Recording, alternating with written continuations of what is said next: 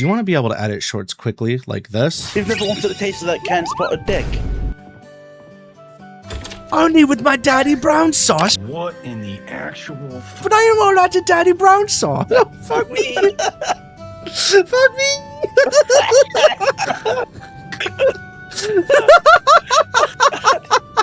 Or like this. If you found this video on your For You page, that means you're awesome. However, if this video was sent to you, that means you braid your nut hair every single day. Sicko. Well, then I probably have a video for you. Now keep in mind this could be a long one because I'm going to show you my entire editing process, and all the timestamps will be below on the video time bar and in the video's description to help you skip ahead to the parts that you need. But basically, this is a crash course for absolute beginner level editors who are just trying to maybe make their lives a bit easier, up their game, find some tips and tricks. Everything you will see in my software that I use of choice, you will be able to find in any editing software. So it's not unique to CapCut. CapCut is honestly a way of like nerfing myself, if you will. Other softwares are free and better like DaVinci, but just so you know. Okay, enough of that. Let's start. This is my clip of choice. It's not actually a stream clip. I recorded this entirely just for a YouTube short. I do a lot of those. Sometimes I just like to record my own stuff for YouTube shorts rather than just use clips from stream, because I find that a hybrid of both tends to be extremely effective. So sometimes I'll record stuff for a Twitch clip and then edit both, or sometimes I'll just do an entirely new recording for YouTube shorts and whatnot. But anyways, I digress. What I do is I get my clip that I want in, I get it recorded. I have a general volume I boost my stuff to because I know where my mic's at, and it's just not loud enough for these videos. So I set mine to +8 decibels. You can do +6, +4, whatever works best for your mic. Maybe your mic settings are perfect. I do not know. But then what you want to do is, generally speaking, you want to go through and clip off the large chunk, the main trim, the main split of the video. So I know all of this here in the beginning is dead because I fucked up my take. So I can come in here and I'm like, okay, this is also a fucked up take. And I can go here. I know that this is going to be where I want it to start. Now, I generally start all my videos, all my shorts coming up from the bottom of the screen. So when I do a little animation, it has a little more pop to it.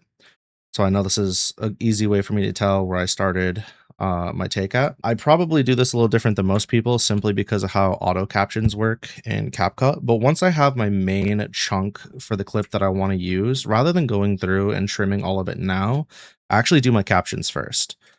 The reason for this is sometimes what'll happen is if I do my captions after, some of the cuts are too short, so it won't auto caption those sections, and it leads to really chunky and weird captions that don't line up or just have a ton of issues. So I tend to just do it now. The easy way to do this is in whatever program you're in, there's usually a subtitles or captions section. CapCut has a nice little templates thing. I have some favorites that I bounce between and use, but there's like trending, classic, you can find whatever you like. I highly recommend if you have one that doesn't have colors that alternate and change, like the one I usually use. I'm using a different one this time. You pick a signature color for your client, whatever their color scheme is, use that. As you can tell, my model is multicolored. However, I am well known for using yellow, and most of my promo material, most of my stuff, I use my Luckiest Guy font. Font is part of your branding and it's part of editing. So if you're editing for a client, make sure you find something that they resonate with so that they can use it across all their videos. If you're using it for yourself, people can not only know who you are by seeing your videos multiple times in your model, but sometimes they're not seeing your model first, they're seeing your subtitles first. And if they see your font and your color, they're going to know it's you. So there's that. Fun fact of the day. So the next thing I do from there is I'm like, okay, I know this is good. And then I have like a bunch of pauses and other crap and multiple takes that happen. So now I'm going to go through, I'm going to do my micro cuts. I don't know the actual name for it. This is the part of the editing where I go through and I cut out all the dead. This actually requires some skimming and listening. I usually cut out the breaths because it is dead space that doesn't help. Some people like pauses and breaths. It really depends on the part of the video, but this is this part I will like. These pauses I'll keep because they were intentional for pacing and like a mental reset, but this one I will not. So now what I'm doing is I'm clicking on the timeline and then I'm using Control B to create my cuts when I have my stuff selected. Control B. I don't have to like manually go to the cut up here. It just lets me do it from here. So now this section sounds like this. You can't hear it. Haha.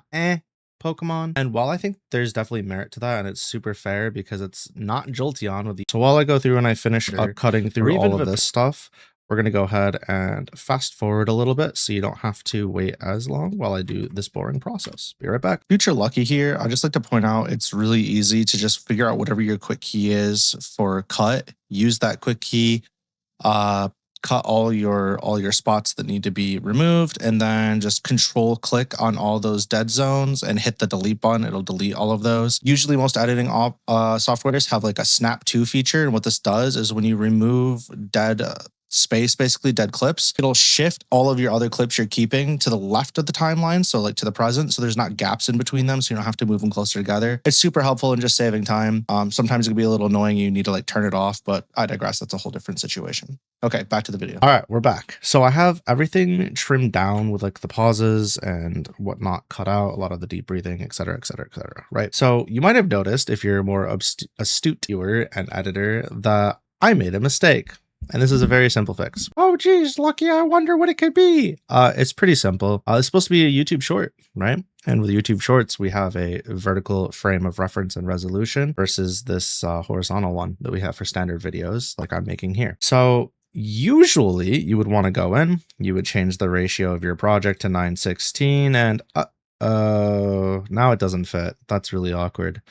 So when you want to fix this, at least in CapCut, a very easy way to fix it is you select your media line on your tray, and you go to this crop button here, and then you can drop down to 9:16 and it will fix it for you. Future Lucky here. The other way to fix this issue, especially if you have like gameplay clips you want to add or something, is you can use the resize in the video basic size tool to essentially put like your gameplay smaller at the bottom, you know, your model higher, while also incorporating the cropping techniques that you need. Because there's also like a freeform crop, so you can crop it to different sizes, different ratios.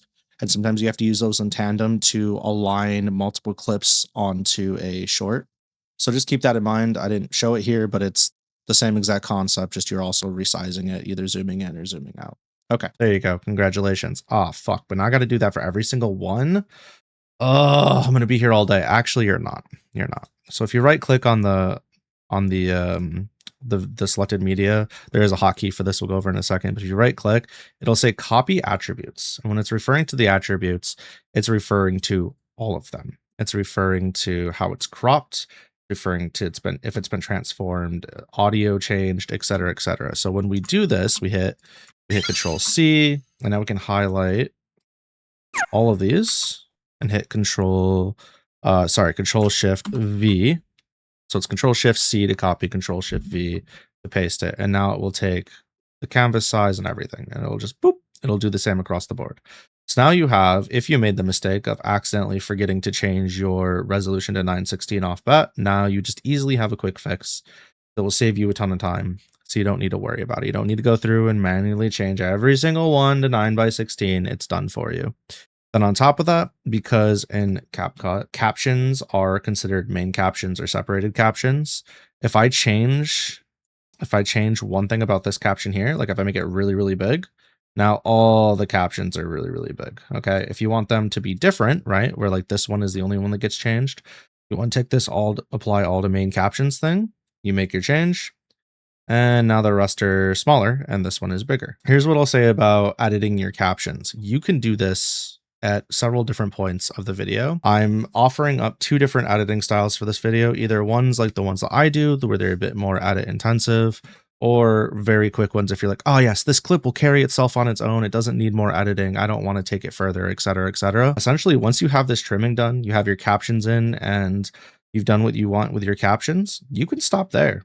You don't have to do any more. You can be done editing in like 10-15 minutes tops. But I'm going to tell you the same thing that I've told my friends. I'm going to tell you the same thing that I've learned over the years of doing this. Sometimes, nay, every time, it is worth putting in the extra 15 to 20 minutes per short. And the reason for this is you're just not going to get the same kind of retention, the same kind of engagement, or the same kind of traction from the algorithm if you do the bare minimum. You might get lucky. It might happen. I don't know. Maybe whatever you posted is really insane, but you got to remember that a lot of people are watching these short form content on mute. So having really good subtitle or captions is important. And not only that, but having like something to keep people around outside of just like you talking or the game happening is very important. So having some kind of like motions or things to reset people is gonna help. Enough about my opinions and all of that.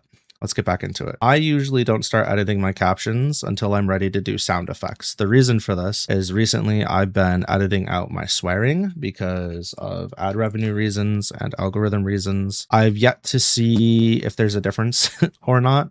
However, I will say editing out the cuss words in your captions is incredibly important. I do notice a difference on videos I've re-uploaded with the captions edited to not have the swear words. They perform better than the ones that do have the swear words in the captions. I've yet to see a difference with like me actually swearing the words I'm saying. If editing that out or not makes a difference, but it does make it easier to edit the caption and the audio at the same time if you're going to be doing that. At least for me. Maybe other people it's different, but at least this way you're not going back and forth. Okay, where was that? Where was that cuss? Where was that cuss? You know, this way you just have it all at once. So now that I have this part done, you can realistically do one of two things. You can either go through, you can edit the captions and the sound effects, or you can start working on your motion effects.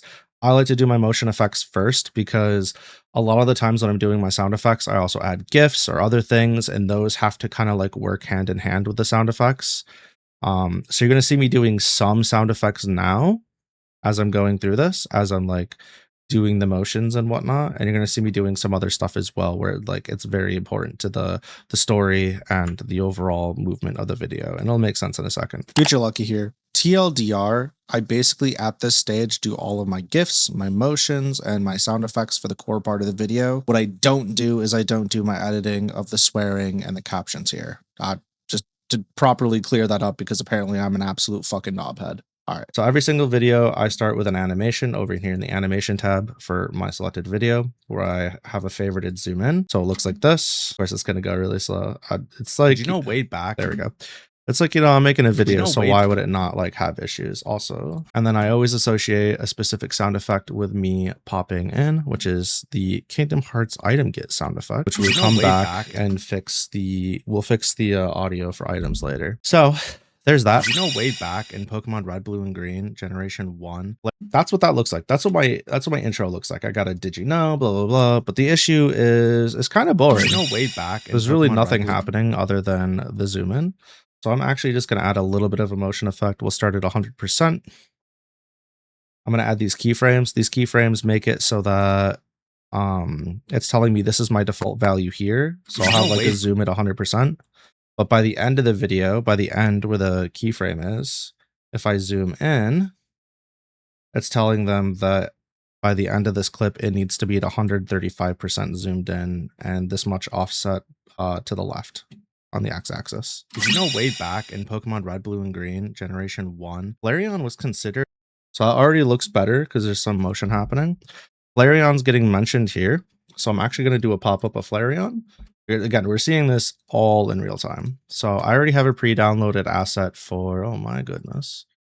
Everything is exploding on my side. I already have a pre-downloaded asset for Flareon here. Is what I would say if I could find it. Oh, it was on my phone. Lamau. Imagine editing on your phone because you're stuck and you can't do literally anything else. Who would do that? I would never do such a thing. That's a whole different conversation. Anyways, I want my images to go underneath my captions in terms of layer order. So if there's talking, they will go over my images. The other thing too is I don't want this white background. It's kind of fugly. So we're going to go to remove background. We could chroma key this, okay, like this, boop.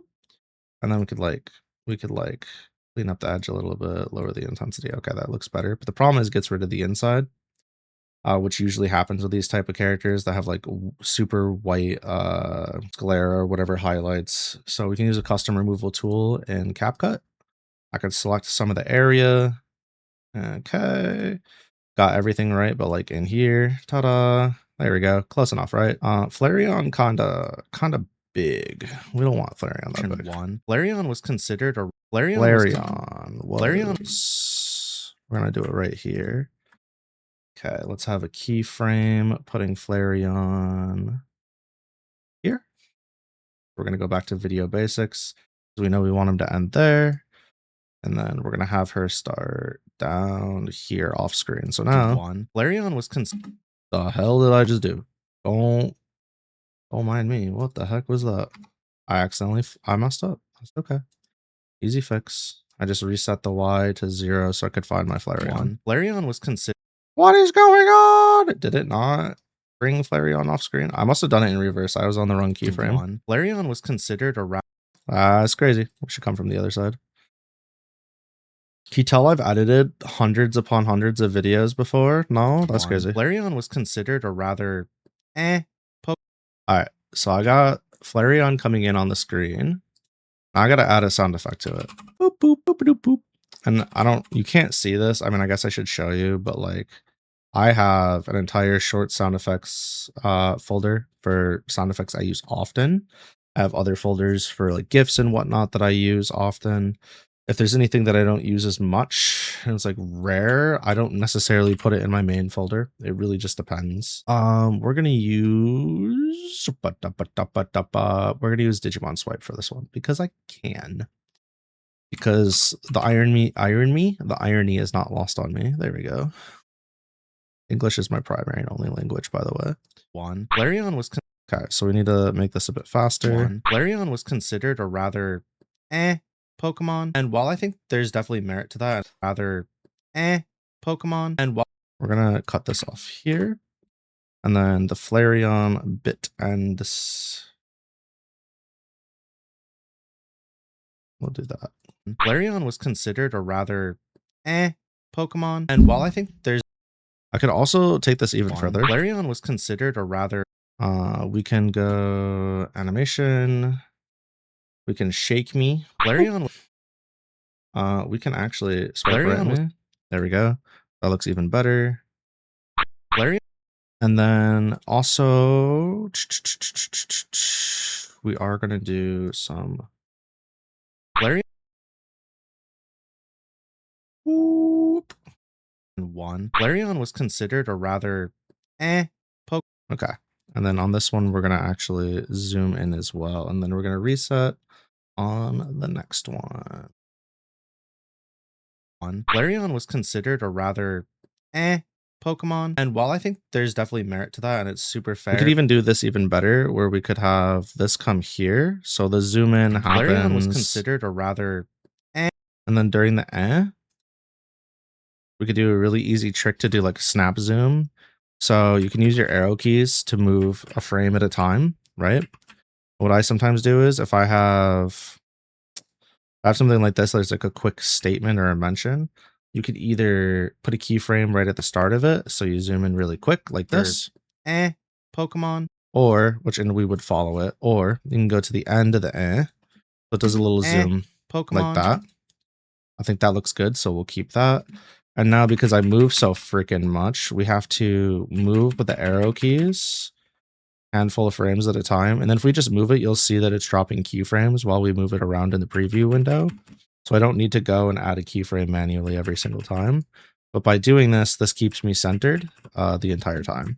So now this entire piece looks like this. Flareon was considered a rather Pokemon, and while I think, and that looks way better than me just sitting still and doing nothing like we had originally.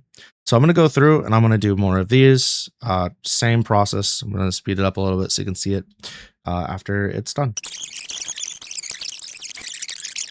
All right, I'm back for a second. So I just added another text bubble separate from my captions. At this point in the video, I'm talking about Jolteon's crit rate and speed. Rather than pulling up a screenshot, which isn't going to fit on the screen properly from a reputable site, it's just like awkwardly sized and it's not going to work. I decided I'll just add in the numbers as I'm talking about them. So I'll just be like crit rate, you know, I don't even have to do this. I can just do the number. Crit rate is 25.4%. 25.4%. Let's do this. Again, use my luckiest guy stuff, but the issue here is I need to go down here. And then whenever I do like an editor Tron, which is like an inside joke about me being the editor, but like, you know, anybody could be the editor type shit. Like anybody could be Spider-Man type shit, but anybody could be editor Tron.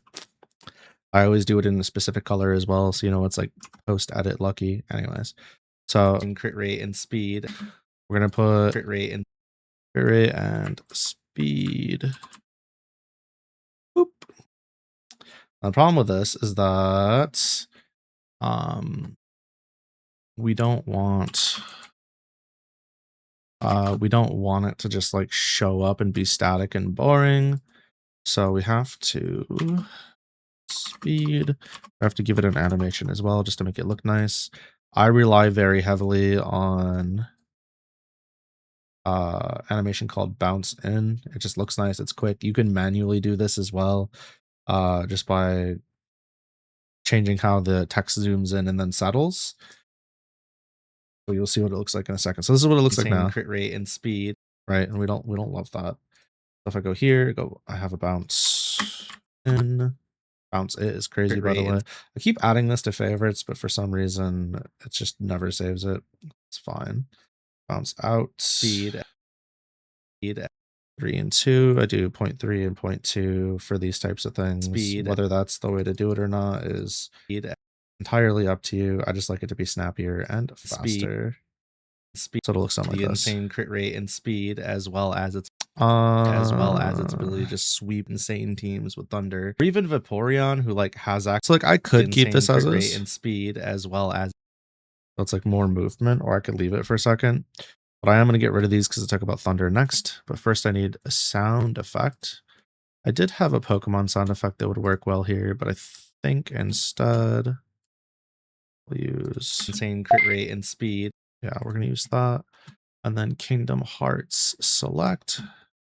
The insane crit rate and speed at. And then I'm going to use Kingdom Hearts close to signify when they go away. Insane crit rate and speed, as well as its ability. Yeah, that's fine. These audios will be normalized at the end as well, so I need to worry about that. Insane teams with thunder. Yeah, anyways, we'll be back. So I'm back. This is probably a situation where I could like find a better way to do this than screenshotting the move from PokemonDB.net, but to be honest, I'm also trying to save a bit of time, so I'm just gonna go ahead and stay with that. Now, it would be cool if I found a thunder sound effect to put with the thunder TM, you know?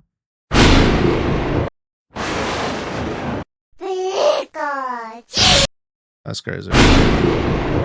Alright, well, instant sound effects, or sorry, myinstance.com, the sound effects is going to be one of your best friends. There's a lot of well-used. What? Give me a hell yeah! I typed in cold. It's typed in cold. It's giving me a shit ton of Steve Austin cold. That's Stone Cold Steve Austin. That's crazy.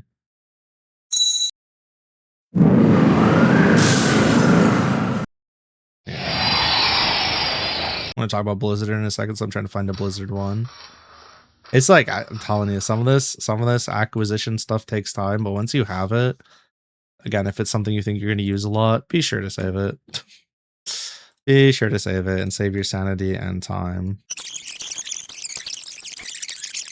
All right, I'm back. I would also like to point out that like a lot of these template not sound effects, these template animations you can get from motions are ones that you can make templates in other programs. So a lot of programs will allow you to save certain motions or sound effects packages, etc.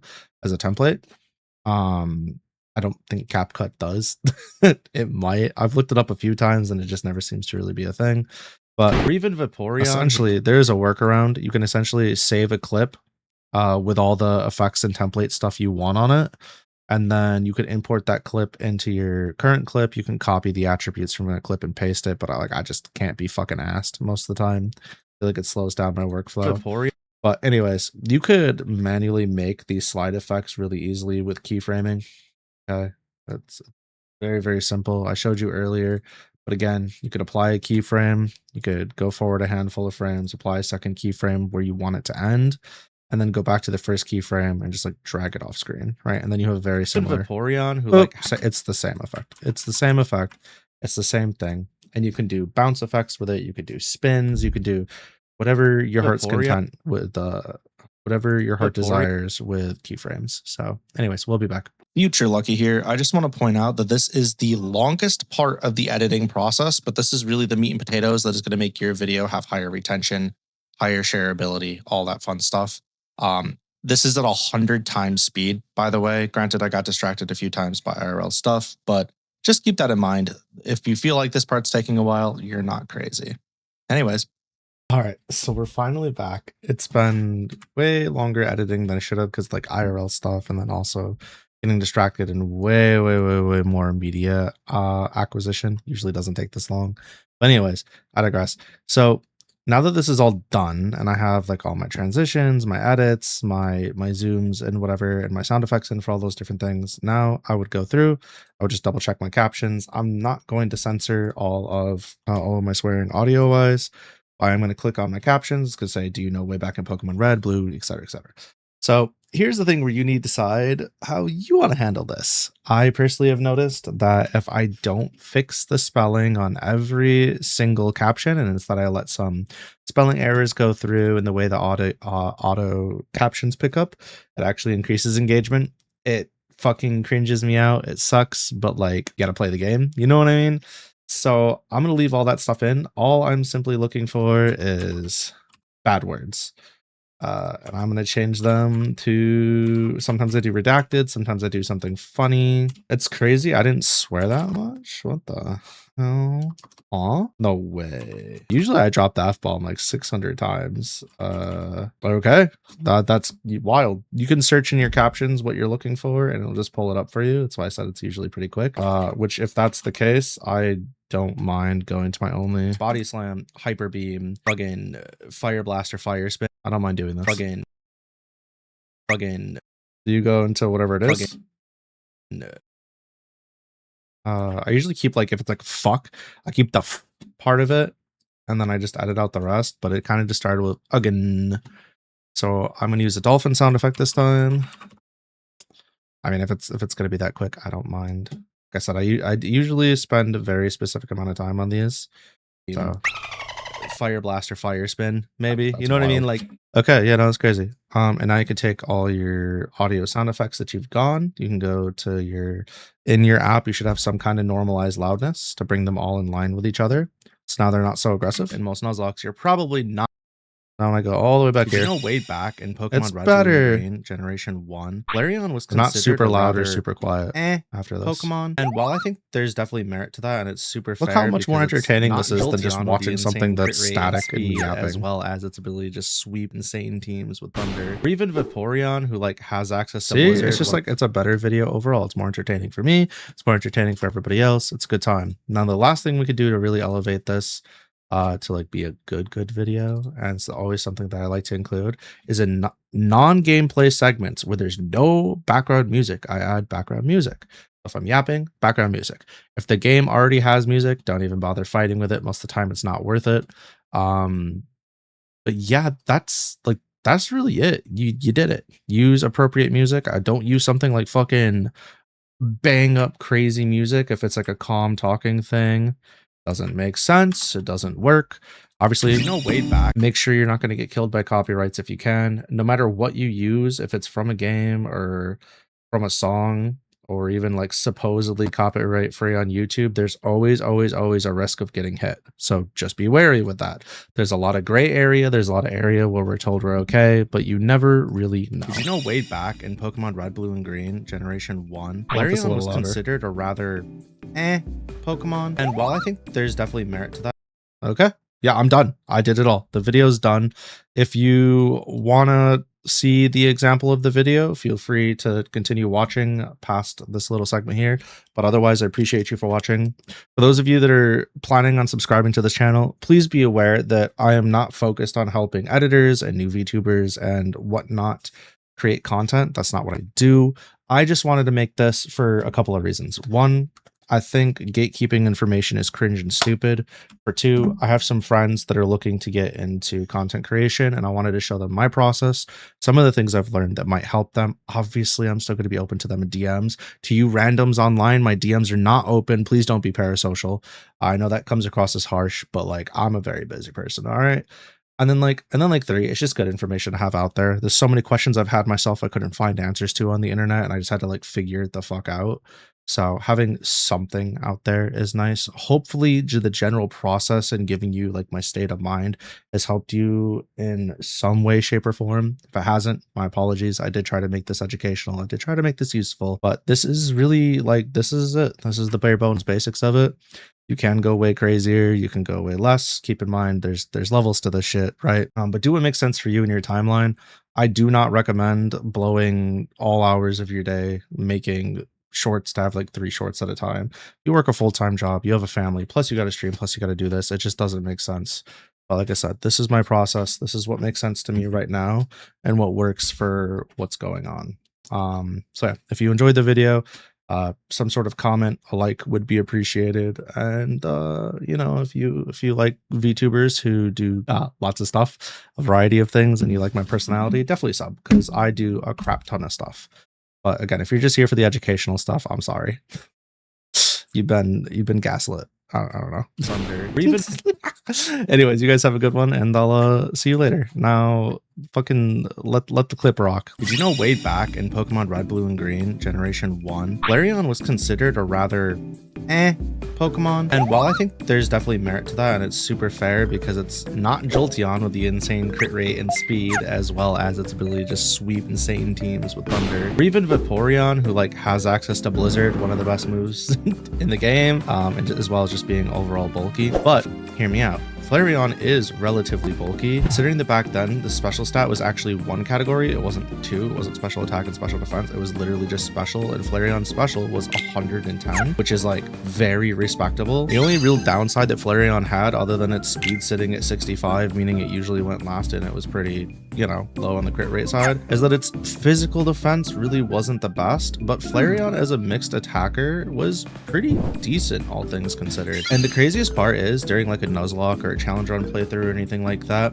you can get Flareon really easy and essentially trivialize an entire gym over it. Let me explain. So you can get an Eevee from Celadon, and then you can also get a Firestone from Celadon back to back right away. And there isn't really a lot of fire types in the original Generation 1. It's just kind of been like a prevailing, persistent issue. So if you want to make the fight really, really easy against the upcoming gym leader, Erica, you can simply get Flareon and absolutely whip through those gyms. Because let's face it, in most Nuzlocks, you're probably not picking Charmander as your starter. So you're automatically losing access to a really easy fire starter there.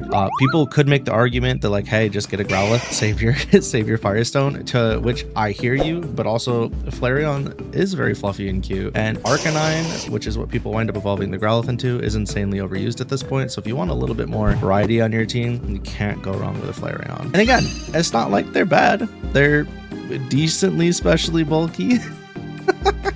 But they do have uses. And at the end of the day, you're going to probably be using like Body Slam, Hyper Beam, Fire Blast, or Fire Spin, maybe. You know what I mean? Like, there's moves you can use, and fire trapping is very real. So there's definitely things you could do with Flareon, and I think they're just slept on and should be used more. And I will be using a Flareon in one of my upcoming Gen 1 playthroughs. Tell me, which Pokemon from the original generations do you think is maybe a little more slept on than they deserve to be? My name is Lucky, and I stream 7 days a week, both on Twitch and YouTube. I hope to see you there. I'll be live at like 8 p.m. EST. Okay, goodbye.